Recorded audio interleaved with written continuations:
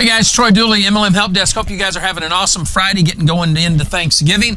Want to do a Zeek update. We had a great Google Hangout last night. Jordan Maglish from Ford Magazine and Ponzi Tracker was there. Kevin Thompson from Thompson and Burton was there.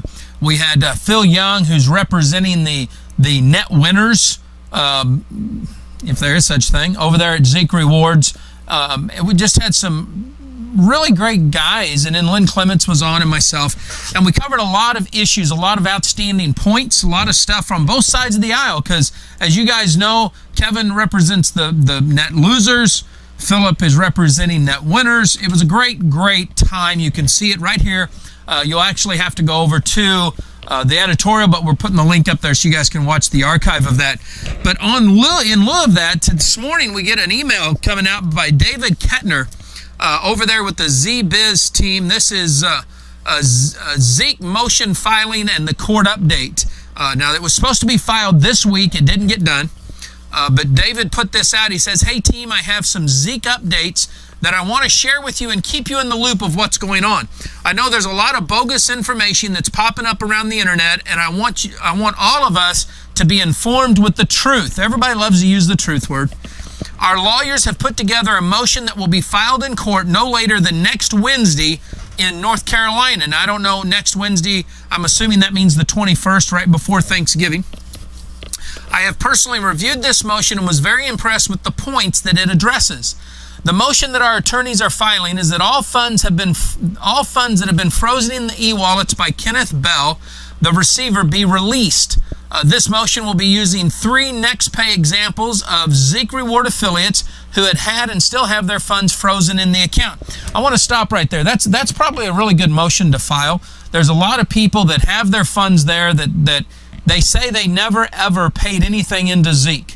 Here's what I think is going to happen, and you guys need to realize this. I've got a feeling that the e-wallets are going to be no different than all of the cashier's checks. So why the attorneys are only focusing in on e-wallets instead of all the uncashed and undeposited funds, period, e-wallets or otherwise, is interesting. And I'm assuming the reason why is because if these people can get their funds out and then down the road Kenneth wins the clawbacks, there might not be any money there. And that's understandable. That's their rights. And I'm in on that one. The motion using 3. Do know that this motion, though, is focused on releasing everyone's funds that are illegally have been frozen, and not just the 3 people's accounts. The interesting thing on this is the attorneys for Z-Biz team Fun Club have never spoken in public. You guys have seen enough high-profile cases where the attorneys get out there and plead their case, and they want the public to know what the case is, and they want the eyeballs looking on the victims. But these attorneys don't act like any of these guys are victims, and that is always curious to me. I don't understand that. It says the approach that our attorneys are taking in regards to the subpoena is that they were sent out to over 1,200 people, is that no one will be sending any funds to Mr. Bell, as he has no lawful right to request that this be done. Well, they're the only attorneys that feel that way. I can tell you that because the attorneys on the Google side, on our Google Hangout last night, on both sides, for the promoters and for the actual net losers, all said that he was well within his rights. And even a couple of attorneys that had nothing to do with the case said, absolutely, this is exactly what goes on. So I find that it's interesting, but let's go on. All people who have sent the subpoenas have sent objection letters notifying Mr. Bell of this and the reasons why. That's a bold-faced lie. Okay, David Kettner's name's on here. He just bold-faced lied to you.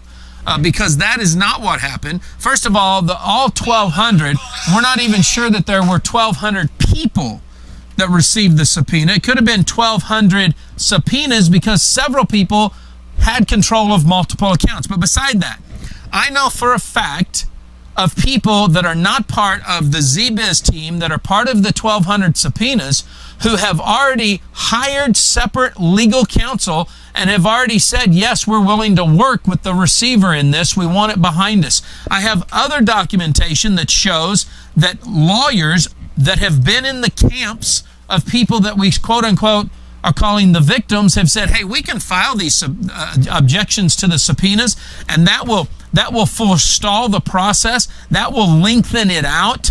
But at the end of the day, you're going to end up paying some money back. We're just going to have to figure out how much. So don't let people tell you under the guise of the truth what the truth is when you can just read about most of this. Our lawyers are using this motion that will be filed next week and in the future steps moving forward to educate the court and the receiver of the Zeek business model and how the business was conducted, and not how it was portrayed by the allegations made against Rex Venture Group. We know that this process has been taking a lot of time. It has done that, but that's typical. But it is important that our lawyers be careful with the filings of the motion while providing accurate and factual information. That is correct. Now, the funny thing about this is that the only people that have documentation at this point of how the system worked that can be used in court happens to be the SEC because everything has been seized by them. Now, the other thing is there are thousands and thousands, maybe millions of comment records on all kinds of forums and all kinds of blogs talking about the fact, hey, my money's been in there for 2 weeks. Where's my 10 grand? All this stuff's been taking place. The evidence that the SEC has used to show that this was not being run as a professional business and had been set up in their eyes as a Ponzi is very straightforward. And what the other thing is, this business model was flawed from the start. And experts were hired all through the process by the company to fix those flaws. It was very public. We would not talk about the RPP at Red Carpet Days because the company said don't talk about the RPP because we're trying to figure out how to even present it. We don't want it to come across being like an investment. So the concern was there from day one.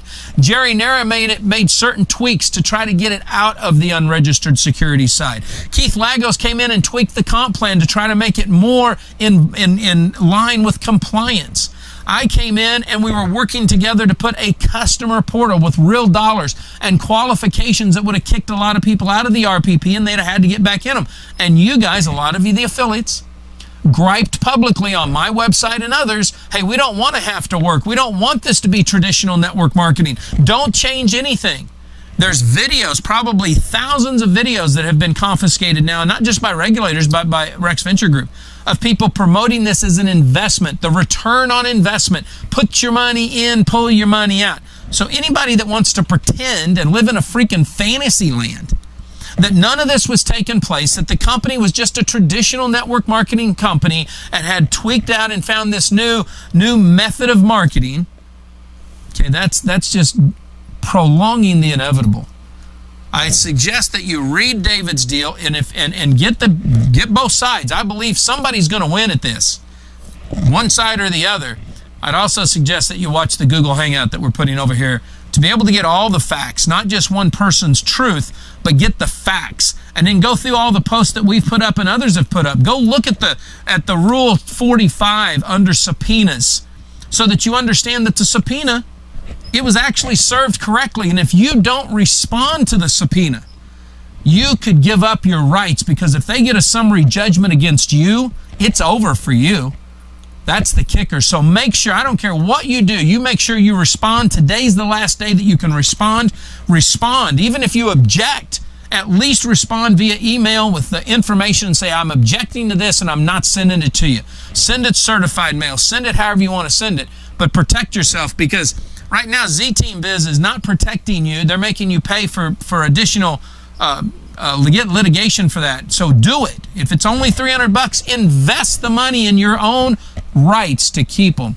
That's something that I do, and that's a pretty good price. I mean, it prolongs it. You're going to spend extra money doing it that way, more than likely, if you fight it and you get sued.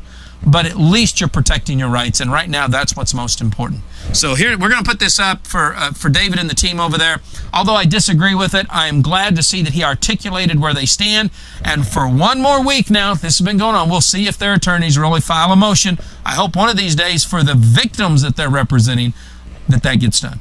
Live life like it's an epic adventure. Stay dangerous, stay strong, and if you're in network marketing, act like it.